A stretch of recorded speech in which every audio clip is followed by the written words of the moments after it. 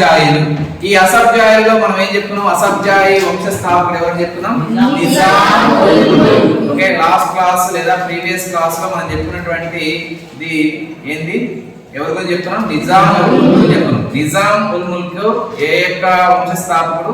అసబ్జాయి వంశ స్థాపకుడు. ఓకే, మన వంశం పేరు, మన లెసన్ పేరు ఏంటి? అసబ్జాయిలు.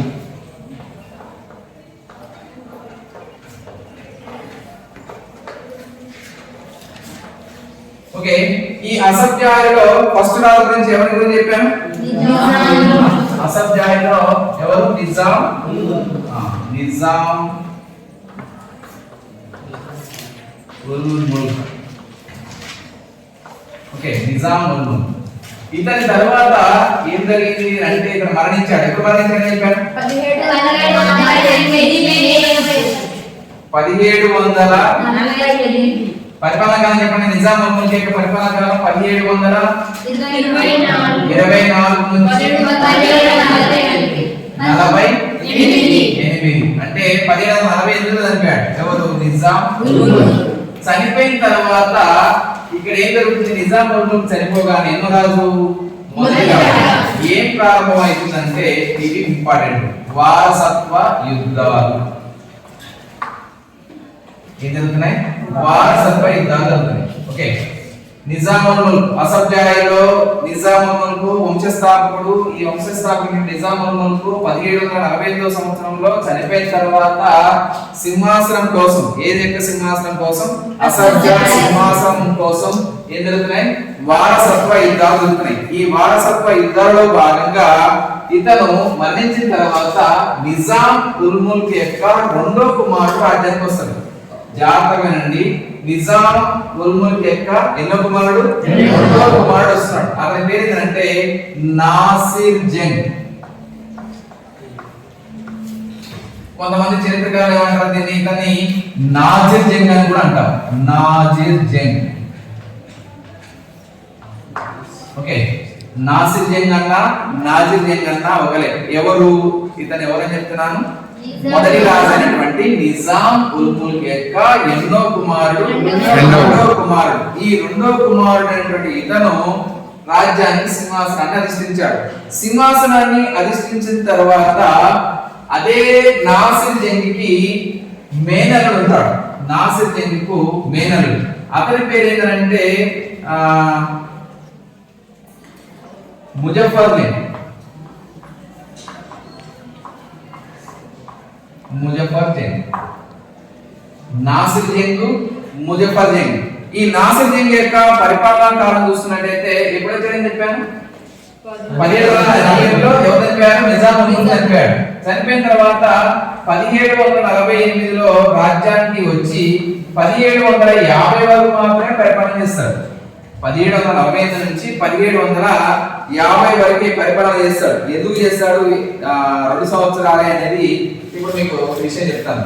నాసిర్ జంగ్ తర్వాత ఈ నాసిర్ జంగ్ యొక్క మేనల్లుడు ఇంకా ముందుకు వెళ్దామా అంటే ఈ నాసిర్ జంగ్కి ఒక చెల్లెలు ఉంది. ఆ చెల్లెలి యొక్క కుమారుడే ఎవరు? ముజఫర్ జంగ్. ఓకేనా? ఇక్కడ గమనించండి, ఇక్కడ ఏం రాశాను? నిజాం ఉల్ ముల్క్ రాశాను. ఇక్కడ నిజాం అనేది వారి యొక్క బిరుదు, అంటే వారు వంశపారంపర్యంగా వస్తుంది. కానీ నాసిర్ జంగ్ ముందు ఏమైనా నిజాం ఉందా? ముజఫర్ జంగ్ ముందు నిజాం ఉందా? ఇంకోటి వస్తాడు, అతని గురించి తర్వాత చెప్తాను.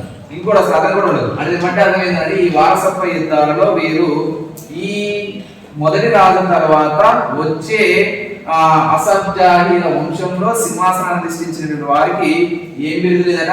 నిజాం బిరుదు లేవు. అంటే ఈ వారసత్వ యుద్ధాలు ఎంతమంది యుద్ధాలు చేసుకుంటారంటే మొత్తం 3. ఆ 3 కూడా లేనటువంటి బిరుదు ఏంటంటే నిజాం. అంటే ఎవరు గుర్తించలేదు. సరే, అంశం ఏంటంటే నాసిర్ జంగ్ రాజ్యానికి వచ్చాడు 1748లో. 1748లో రాజ్యానికి రాగానే తన మేనల్లుడికి అధికారకాంక్ష అంటే సింహాసనాన్ని అధిష్ఠించాలనేటువంటి కోరిక ఎవరు కలిగిందంటే ముజఫర్ జంగ్. ఈ ముజఫర్ జంగ్ ఎవరు సార్ అని అంటే నాసిర్ జంగ్ యొక్క చెల్లెలి యొక్క కుమారుడు. చెల్లెలి కుమారుడు ఏమవుతారు? అయితే ఆమె పేరు కూడా చెప్పాలి అంటే చెల్లెలి పేరు నాసిర్ జంగ్ లేదా నాజిర్ జంగ్ యొక్క చెల్లెలి పేరు ఖైరున్నిసా ఎవరి యొక్క చెల్లెలి పేరు? నాసిర్ జంగ్ యొక్క చెల్లెలి పేరు. అంటే ఇది అంటే అర్థమైంది నిజాముల్ ముల్క్ యొక్క కూతురు అని చెప్పొచ్చు, అంతే కదా. ఇతని చెల్లెలు అంటే నిజాం ఫస్ట్ రాజు ఎవరు? నిజాముల్ ముల్క్. నిజాముల్ ముల్క్ యొక్క కుమార్తె ఎవరంటే ఖైరున్నిసా. అంటే ఖైరున్నిసా ఎవరు అంటే నాదిర్ జంగ్ లేదా నాసిర్ జంగ్ యొక్క చెల్లెలు. అయితే ఈ యొక్క ఖైరున్నిసా యొక్క కుమారుడే ఎవరంట? ముజఫర్ జంగ్. ఓకేనా? ఈ స్టోరీ ఇక్కడ ఆపాలి. ఓకేనా? మళ్ళీ ఈ స్టోరీ ఆపి మళ్ళీ వేరే దగ్గరికి వెళ్తారు. వీరు రాజ్యానికి వచ్చిన తర్వాత హైదరాబాద్ లో ఏం జరుగుతుందంటే ఇద్దరు వ్యక్తులు అనుకుంటున్నారు. హైదరాబాద్ లో వ్యాపార నిమిత్తమై వచ్చినటువంటి వారు ఎవరు అంటే ఫ్రెంచ్ వారు మరియు ఆంగ్లేయులు అని చెప్తాం. ఇంగ్లీష్ అని చెప్తాం, ఆంగ్లేయులు. ఓకే రైట్, అర్థమైందా? ఈ స్టోరీ ఆడుతున్నా ఇక్కడ మరి ఇక్కడికి వచ్చిన ఇప్పుడు ఏం చెప్తున్నా?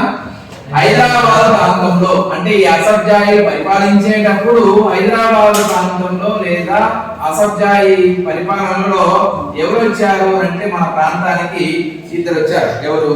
ఫ్రెంచ్ వారు మరియు ఆంగ్లేయులు. వీరిద్దరు ఏం చేస్తున్నారు అంటే అధికార దాహం లేదా ఆధిపత్యం. ఆధిపత్యం అంటే తెలుసు కదా, అంటే నీకంటే నేనే గొప్పవాడిని అనే ఉద్దేశంతో వీరిని ఏం చేసుకుంటున్నారు? యుద్ధాలు చేసుకుంటున్నారు. ఇక్కడనేమో ఈ సింహాసనం కోసం వీళ్ళు అనుకుంటారు, వీళ్ళేమో మా ఈ యొక్క ప్రాంతంలో నేనే గొప్ప, నేనే మంచిగా వ్యాపారం చేసుకుని నేనే అభివృద్ధి చెందుతాను వీళ్ళు అనుకు వస్తున్నారు. ఓకేనా? ఇక్కడ వీళ్ళ స్టోరీ వీళ్ళదే, అందుకే కన్ఫ్యూజ్ కావద్దు. ఓకే, నాసిర్ జంగ్ ఈ విధంగా సింహాసనానికి వచ్చి ఎవరి తరలిపోయాడు? ముజఫర్ జంగ్. అంటే ముజఫర్ జంగ్ కి నాసిర్ జంగ్ మధ్య ఏం జరుగుతుంది? వారసత్వ యుద్ధం జరుగుతుంది. ఇక్కడ ఏం జరుగుతుంది? దీని ఏమన్నా వారసత్వ యుద్ధం అన్నా. వీరిద్దరి మధ్య జరుగుతున్న యుద్ధాన్ని ఏమన్నా? ఏమన్నా? ఆధిపత్య పోరు. ఆధిపత్యం కోసం జరిగేటటువంటి పోరు. ఎవరి మధ్య? ఫ్రెంచ్ వారు ఆంగ్లేయుల మధ్య ఆధిపత్య పోరు జరుగుతుంది. అయితే ఇలాంటి సందర్భంలో నాసిర్ జంగ్ కి ముజఫర్ జంగ్ ఏం చేస్తాడు? ముజఫర్ జంగ్ నాసిర్ జంగ్ మీద యుద్ధానికి బయలుదేరుతాడు. అంటే కాలు దూకున్నాడు. ఏది? ఈ యొక్క సింహాసనాన్ని ఆక్రమించాలి. ఇక్కడ అంశం చూడండి, ఇప్పుడు వీరిద్దరు అనుకుంటున్నారు అనే ఉద్దేశంతో వీరేం చేస్తున్నారు? మనం కూడా అంటే వీరు కూడా ఆధిపత్య పోరు చేసుకుంటున్నారు. అందులో భాగంగా ఫ్రెంచ్ వారు ఏం చేశారంటే ముజఫర్ జంగ్ కి సహాయం చేశారు. ఆంగ్లేయులు ఎవరికి సహాయం చేస్తున్నారు అంటే అంటే అందుకే కుటుంబాల మధ్య తగాదా జరిగితే ఎవరికి అవకాశం ఇచ్చినట్టు? మూడో వ్యక్తి పక్వానికి అవకాశం ఇచ్చినట్టు. అదే వీళ్ళు సజావుగా పరిపాలన చేసుకుంటే ఈ ఎదవలు రాకపోతుండే కదా. ఎవరు? ఏ ఎదవలు? ఫ్రెంచ్. కాబట్టి ఇక్కడ ఏం జరుగుతుందంటే ఈ యొక్క గొడవలో వీళ్ళు కలగజేసుకోవడం వల్ల, ఎవరు కలగజేసుకోవడం వల్ల? ఫ్రెంచ్ వారు ఇంగ్లీష్ వారు కలగజేసుకోవడం వల్ల ఎవరికి లాభం? వీళ్ళకి లాభం, వీళ్ళకి లాభం, వీళ్ళకి లాభం. ఓకేనా? అట్లా వీరిరువురి మధ్య జరిగిన వారసత్వ పోరులో ముజఫర్ జంగ్ ఎవరు మధ్య? ముజఫర్ జంగ్. అందులో ఇక్కడ బ్రిటిష్ వారు ఏం చేస్తారు అంటే బ్రిటిష్ వారు ఆంగ్లేయులు ఎవరికి? నాదిర్ జంగ్ కి. నాదిర్ జంగ్ మీన్స్ ఎవరు? నాసిర్ జంగ్. ఇతనికి ఒక బిరుదు ఇస్తారు. అంటే ఇప్పుడు ఏం చేస్తుంది? ఫ్రెంచ్ వారేమో ముజఫర్ జంగ్ కి సపోర్ట్ చేస్తున్నారు, ఆంగ్లేయులేమో ఏం చేస్తున్నారు? నాసిర్ జంగ్ కి సపోర్ట్ చేస్తున్నారు. ఈ ఇరువురి యొక్క తగాదా అందులో భాగంగా ఆంగ్లేయులు ఎవరిని? ఈ నిజాం రాజు. మొదలుగా ఎక్కింది ఎవరు? మొదలుగా ఎక్కింది నిజాముల్ ముల్క్ చనిపోగారు. మొదలుగా వచ్చింది ఎవరు? నాసిర్ జంగ్ వచ్చారు. కాబట్టి ఈ నాసిర్ జంగ్ ని బుట్టలేసుకోవడానికి ఎవరు బుట్టలేసుకోవాలి? ఓకేనా? ఈ ఆంగ్లేయులు ఈ యొక్క నిజాం రాజుని బుట్టలేసుకోవడం కోసం, అసఫ్జాయి రాజు నాసిర్ జంగ్ ని బుట్టలేసుకోవడం కోసం ఆంగ్లేయులు ఏం చెప్తారంటే అరే నీకు ఒక బిరుదిస్తా అని చెప్పి ఆంగ్లేయులు నాసిర్ జంగ్ కి ఒక బిరుదిస్తారు. ఆ బిరుదు ఏంటంటే నిజాం ఉద్దౌలా. ఎవరికి ఇస్తున్నారు? నాసిర్ జంగ్ కి. నిజాం ఉద్దౌలా. ఎందుకు ఇచ్చారు? అరే నీకు నిజాం అనే పేరు లేదు. ఏం పేరుంది? ఖాళీ నువ్వేది? ఏందా? నాసిర్ జంగివి. కాబట్టి నువ్వు ఏ సింహాసనాన్ని సృష్టించినావు? అసఫ్జాయి వంశమైనటువంటి నిజాం పరిపాలనలో ఉన్నావు కాబట్టి నీకు ఒక బిరుదిస్తామని చెప్పి ఆంగ్లేయులు ఇతన్ని గుర్తించి, ఎవరిని గుర్తించి? అసఫ్జాయి రాజుగా గుర్తించినటువంటి ఆంగ్లేయులు నాసిర్ జంగ్ లేదా నాదిర్ జంగ్ ఇచ్చినటువంటి బిరుదు ఏంటంటే నిజాం ఉద్దౌలా. గుర్తుపెట్టుకోండి, ఈ బిరుదు ఎవరిచ్చారు? ఆంగ్లేయులు ఇచ్చారు. ఇది బాగా గుర్తుపెట్టుకోండి. అయితే నిజాం ఉద్దౌలా అనే బిరుదు ఇవ్వడం జరిగింది. అయితే ఇక్కడ ఈ సిచ్యువేషన్ లో, ఈ వారసత్వ యుద్ధంలో సిచ్యువేషన్ లో కొంతవరకు బలంగా ఉండేవారు అంటే వీరు బలంగా ఉన్నారు. ఎవరు? ఫ్రెంచ్ వారు బలంగా ఉన్నారు. ఆంగ్లేయులు కూడా బలవంతులే, కానీ వాళ్ళ దగ్గర ఉన్నటువంటి సైనిక బలం అనేది తక్కువ ఉన్నదో ఏమో కానీ మనకు తెలియదు. మొత్తానికి మాత్రం బలవంతులు ఎవరు అంటే ఫ్రెంచ్ వారు. మొదటిగా బలవంతులు ఎవరు అంటే ఫ్రెంచ్ వారు బలవంతులుగా ఉన్నారు. కాబట్టి ఈ ఫ్రెంచ్ వారి సహకారంతో అప్పుడు మరి ఫ్రెంచ్ కి వారి యొక్క గవర్నర్ జనరల్ ఎవరు ఉన్నారు అంటే డూప్లే. ఫ్రెంచ్ గవర్నర్ ఎవరంటే డూప్లే. గుర్తుపెట్టుకోండి, ఫ్రెంచ్ గవర్నర్ గా ఉన్నటువంటి వారు ఎవరంటే డూప్లే. ఫ్రెంచ్ వారికి గవర్నర్ జనరల్ గా ఉన్నటువంటి వ్యక్తి ఎవరంటే డూప్లే. ఓకే, ఈ డూప్లే సహకారంతో ఏం చేశారు అంటే ఈ యొక్క ముజఫర్ జంగ్, ఇప్పుడు క్యారెక్టర్ ఏంది? ఇప్పుడు మొదటిగా వచ్చింది నాసిర్ జంగ్. కాబట్టి ఈ ముజఫర్ జంగ్ ఏం చేశారు అంటే ఫ్రెంచ్ వారి, అంటే ముజఫర్ జంగ్ సహాయం చేసేవారు ఎవరు? ఫ్రెంచ్ వారు సహాయం చేస్తున్నారు. అందులో ఫ్రెంచ్ వారు ఎవరు అంటే డూప్లే. ఈ డూప్లే సహాయం చేశాడు, సహకారం పొందాడు. పొందిన తర్వాత ఈ ముజఫర్ జంగ్ ఏం చేస్తారంటే ఒకరిని అప్రోచ్ అవుతాడు. అప్రోచ్ మీన్స్ అంటే ఒకరిని కలుస్తాడు. వాళ్ళు ఎవరు అంటే కడప నవాబులు. ఈ కడప నవాబులకి చెప్తాడు. ఏమని చెప్తాడు అంటే నా మామ చంపేరా అని చెప్పి ముజఫర్ జంగ్ ఏం చేస్తున్నాడు? ఎవరిని అప్రోచ్ అయ్యాడు? కడప నవాబులకి చెప్తున్నాడు. కడప నవాబులు మీన్స్ నవాబులు ఎందుకు రాశారు సార్ అంటే ఇంకా క్లారిటీ చెప్పన్నా. నవాబులు అనే దానికంటే కడప నవాబు సోదరుడు. వీళ్ళు సోదరుడు అంటే ఇద్దరు ఉండొచ్చు లేదా ముగ్గురు ఉండొచ్చు. కడప నవాబు సోదరులకి ముజఫర్ జంగ్ ఆల్రెడీ ముజఫర్ జంగ్ ఏం బలం వచ్చింది? ఎవరు వెనకాల ఎవరున్నారు? ఫ్రెంచ్ వారు మీన్స్ డూప్లే, గవర్నర్ జనరల్ ఉన్నాడు. అదే ధైర్యంగా చేస్తున్నటువంటి నాసిర్ జంగ్ యొక్క మేనర్ అయినటువంటి ముజఫర్ జంగ్ ఏం చేశాడు? ఎవరు చెప్తున్నాడు? కడప నవాబు. గుర్తుపెట్టుకోండి, కడప. ఈ కడప నవాబు సోదరులకి చెప్తాడు. ఆ కడప నవాబు సోదరులు ఎవరో పేరు తర్వాత చెప్తాను. నెక్స్ట్ ఇంకో క్యారెక్టర్ వస్తుంది. కడప నవాబు సోదరులకి చెప్పి ఏం చేస్తాడు అంటే వీరి చేత, కడప నవాబుల చేత ముజఫర్ జంగు ఎవరిని హత్య చేయిస్తాడు అంటే నాసిర్ జంగుని ఏం చేస్తాడు? హత్య చేయిస్తాడు. అర్థమైంది నేను చెప్పే అంశం? అర్థమైందా? నాసిర్ జంగుని చంపేయడం కోసం ముజఫర్ జంగ్ మేనర్ అయినటువంటి ముజఫర్ జంగు కడప నవాబుల చేత పంపిస్తాడు మామని. ఏ మామని? నాసిర్ జంగ్ పంపిస్తాడు. దీనికి చంపినటువంటి విలన్ ఎవరు అంటే కడప నవాబు సోదరుడు. దానికి వెనకాల నుండి సపోర్ట్ చేసింది ఎవరు అంటే ఫ్రెంచ్ మరియు డూప్లే. అంటే ఫ్రెంచ్ గవర్నర్ జరిగినటువంటి డూప్లే ఈ యొక్క ఏమంటారు ఈ స్కెచ్ కి, ఈ యొక్క దీనికి ఏమన్నా ఈ యొక్క పన్నాగం లేదంటే ఇంకా ఈ కుట్రకి కారకులు ఎవరు అంటే వీళ్ళు వెనకాల బ్యాక్ బోన్. కానీ ఎవరు చేశారు? కడప నవాబు సోదరుడు హత్య చేస్తారు. ఈ హత్య చేయడంతో ఇక అసఫ్ జాహీ యొక్క రాజ్యానికి రాజయ్యానికి ముజఫర్ జంగ్ రాజయ్యాడు. ఓకేనా? ముజఫర్ జంగ్ రాజయ్యాడు. ముజఫర్ జంగ్ రాజు కావడంతో ఇప్పుడు వీరికి సంతోషమైంది. సంతోషం ఎవరికి? ఎవరికి సంతోషమైంది? ఎవరికి సంతోషం? ఫ్రెంచ్ వారికి మరియు ముజఫర్ జంగ్. ఓకేనా? ఇది ఎందుకు చూసానంటే మీకు కన్ఫ్యూజ్ గా ఉన్నది కాబట్టి రాశాను. సరే, ఫస్ట్ ఎవరు? నాసిర్ జంగ్. నాసిర్ జంగుని చంపించేసి ఎవరు వచ్చారు? ముజఫర్ జంగ్ వచ్చారు. ముజఫర్ జంగ్. ఇప్పుడు ఈ ముజఫర్ జంగ్ రాజు కావడానికి కారణం ఎవరు? ఫ్రెంచ్ వారు. ఓకేనా? ఇప్పుడు నాసిర్ జంగ్ ఏమయ్యాడు? మరణించాడు. ఇతని పరిపాలన కాలం 1748 నుంచి 1750. ఇక్కడ చూడండి, ట్విస్ట్ జాగ్రత్తగా వినండి. ఎన్ని సంవత్సరాలు పరిపాలన చేశారు? ఈసారి పరిపాలన చూడండి, 1751 నుంచి 1751. ఎన్ని సంవత్సరాలు పరిపాలన చేశారు? 0. ఓకేనా? 1 ఇయర్ కూడా చేసిందో లేదో. సరే, ఇదేందో చూద్దాం. ఇప్పుడు ముజఫర్ జంగ్కి సంతోషం కోసం అంటే సంతోషం మీద అసఫ్ జాహీ యొక్క సింహాసనాన్ని అధిష్ఠించాడు. అధిష్ఠించగానే ముజఫర్ జంగ్ ఏం చేస్తున్నాడు, నేను నాకు సింహాసనం ఇచ్చాడు. ఎవరి వల్ల సింహాసనం వచ్చింది నాకు? ఎవరి వల్ల వచ్చింది?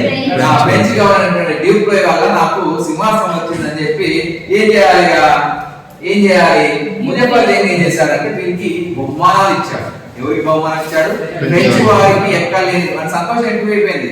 ఏమైంది? సింహాసనం అంటే మామూలుగా సింహాసనం అధిష్ఠించాడు కాబట్టి ముజఫర్ జంగ్ ఫ్రెంచ్ వారికి ఏం చేస్తున్నాడు? బహుమానాలు ఇస్తున్నాడు.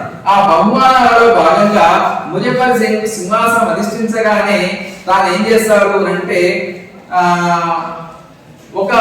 అంటే 4 దఫాలు ఉన్నాయి. 50,000 రూపాయలు ఎవరికి ఇస్తాడు అని అంటే 50,000 రూపాయలు మొదటిగా కంపెనీకి ఇస్తాడు. ఎవరికి కంపెనీ? French company. 50,000 ఎవరికి ఇచ్చాడు? మొదటిగా కంపెనీకి ఇచ్చాడు. మళ్ళీ మరొక 50,000 ఎవరికి ఇచ్చాడు అని అంటే సైన్యానికి ఇచ్చాడు. సైన్యానికి.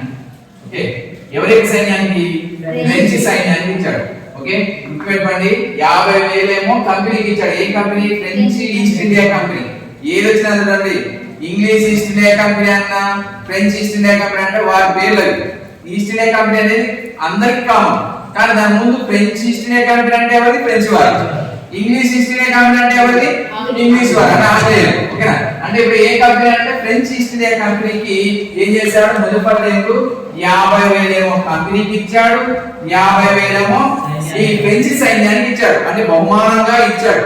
అంతమాత్రమే కాకుండా సంవత్సరానికి 1,00,000 రూపాయలు, సంవత్సరానికి 1,00,000 రూపాయలు డూప్లే కూడా కట్టిండు. చూడండి, ఫ్రెంచ్ గవర్నర్ అయినటువంటి ఎవరు? డూప్లే. ఈ డూప్లే ఏం చేస్తున్నాడు? సంవత్సరానికి ఏం చేస్తున్నాడంట? 1,00,000 రూపాయలు ఇస్తున్నాడంట. చూడండి, సైన్యానికి ఏమో 50,000, కంపెనీకి 50,000, తర్వాత 1,00,000 రూపాయలు ఏమో డూప్లే అంటే ఫ్రెంచ్ గవర్నర్ డూప్లేకి ఇస్తున్నాడు. అంత మాత్రమే కాకుండా ఒక జాగీర్ కూడా ఇవ్వడం జరిగింది.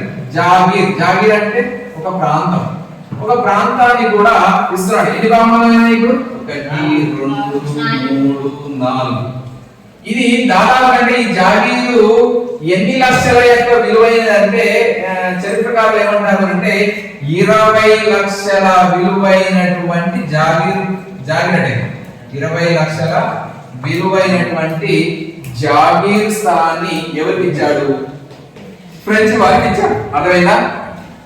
నాసిర్ జంగ్కి ముజఫర్ జంగ్కి జరిగినటువంటి వారసత్వ పోరులో ఎవరు గెలుస్తున్నారు? ముజఫర్ జంగ్ గెలుస్తున్నాడు. ఈ ముజఫర్ జంగ్ గెలవడానికి మెయిన్ కారణం ఏంటి అంటే ఫ్రెంచ్ వారి యొక్క గవర్నర్ జనరల్ డూప్లే యొక్క సహకారంతో ఎవరిని హత్య చేశాడు? మామైనటువంటి నాసిర్ జంగ్ ని హత్య చేశాడు. హత్య ముజఫర్ జంగ్ చేయలేదు. ముజఫర్ జంగ్ ఏం చేశాడు? ఎవరిని అప్రోచ్ అయ్యాడు? కడప నవాబు సోదరుని అప్రోచ్ అయ్యి వారి ద్వారా మామని చంపేసేసి అసఫ్ జాహీ సింహాసనాన్ని ఆక్రమించాడు ముజఫర్ జంగ్. ఈ ఆక్రమించినందుకు గాను ఈ యొక్క సహకరించినటువంటి డూప్లేకి కొన్ని బహుమానాలు ఇస్తున్నాడు.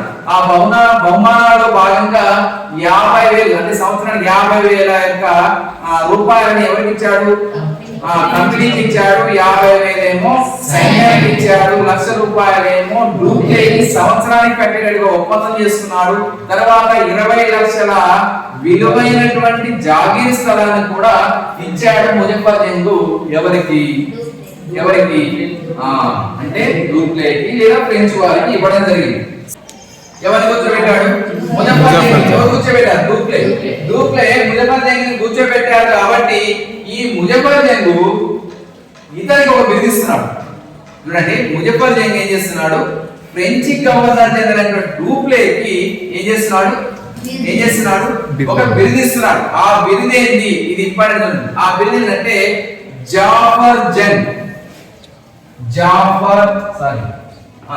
ఫ్రెంచ్ గవర్నర్ ఇచ్చినటువంటి బిరుదు ఏంటంటే జాఫర్ జంగ్. ఇక్కడ మీరు కన్ఫ్యూజ్ కావాల్సిన అవసరం లేదు.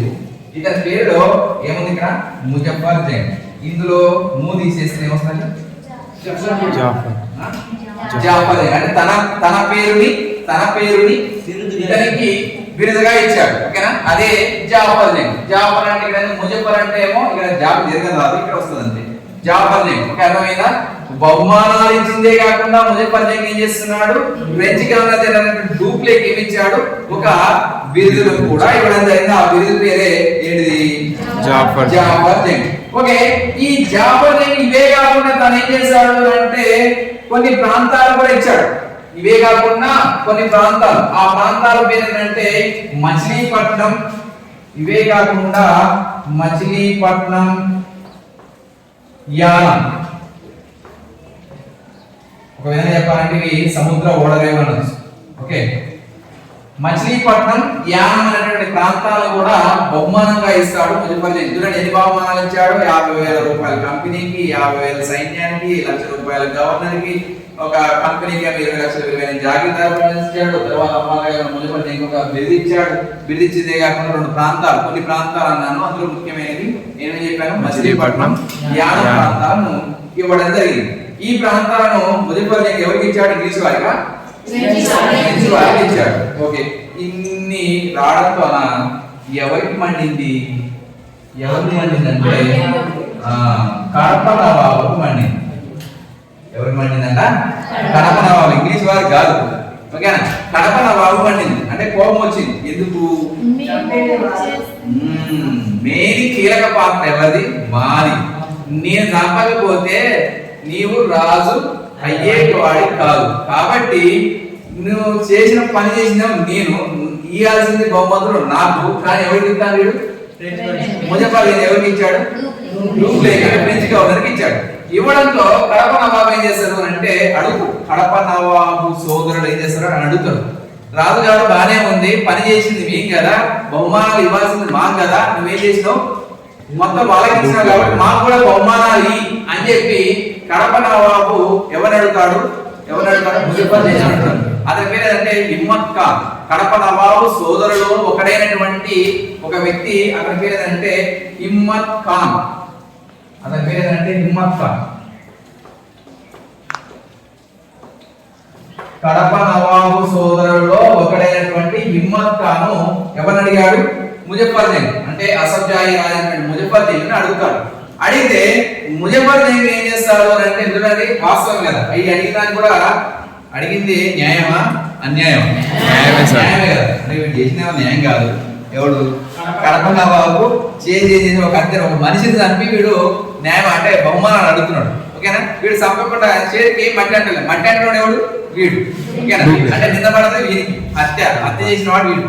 కాబట్టి ఈ కడప నవాబైనటువంటి హిమ్మత్ ఖాన్ ముజఫర్ జంగ్ అడిగితే వీడు కుయ్యనంటే కయ్యనంటే, అంటే ఉరుకు లేదు పలుకు లేదు. దాంతో ఏమంటారు, హిమ్మత్ ఖాన్కి మెంటలేషన్ అంటే కోపం వచ్చింది, రిమలేషన్. ఎవరికి, హిమ్మత్ ఖాన్కి కోపం వచ్చింది. కోపం వచ్చి ఎవరు ఇట్లా చేస్తావా, నీ సంగతి చెప్తా, నీ మామ ఎవరు, నీ మేనమామ వాడిని ఎట్ట చంపుతున్నా, నిన్ను కూడా అక్కడనే చంపుతున్నా పట్టబాజు అని వీడు ఏం చేసిండు, ప్లాన్ చేసుకున్నాడు. ఎవరు, హిమ్మత్ ఖాన్ అంటే కడప నవాబు సోదరులలో ఒకడైనటువంటి హిమ్మత్ ఖాన్ ముజఫర్ జంగ్ పైన చాలా కోపంతో ఉండి, నీ మామని చంపినట్టు నిన్ను కూడా అక్కడ చంపుతా అని చెప్పి అంటే అతను బయటికి చెప్పలే కానీ తనలో ఉన్నటువంటి ఇద్దరు వీరికి చెప్తున్నా. ఓకే, నీ మేనమామని చంపినట్టు నిన్ను కూడా చంపుతానని హిమ్మత్ ఖాన్ ప్లాన్ వేసుకున్నాడు, పథకం పందాడు. ఆ పథకంలో భాగంగా ఎప్పుడైతే అవకాశం కోసం ఎదురు చూస్తున్నటువంటి, ఎవరు అవకాశం కోసం ఎదురు చూస్తున్నారు, ఎవరిని ఎదురు చూస్తున్నాడు, ఈ సార్ ఏం చేస్తున్నాడు అంటే ఒకనొక సమయంలో సారు ప్రయాణమై పోతున్నాడు. యాడికి అంటే దౌలతాబాద్. అసఫ్జాయిల యొక్క మొదటి రాజధాని ఏం చెప్పాను, దౌలతాబాద్. సారు ఇక ఎట్లా పోతున్నాడో, గుర్రంబడి మీద పోతాడు, ఎట్లా పోతున్నాడో తెలియదు కానీ దౌలతాబాద్ నుండి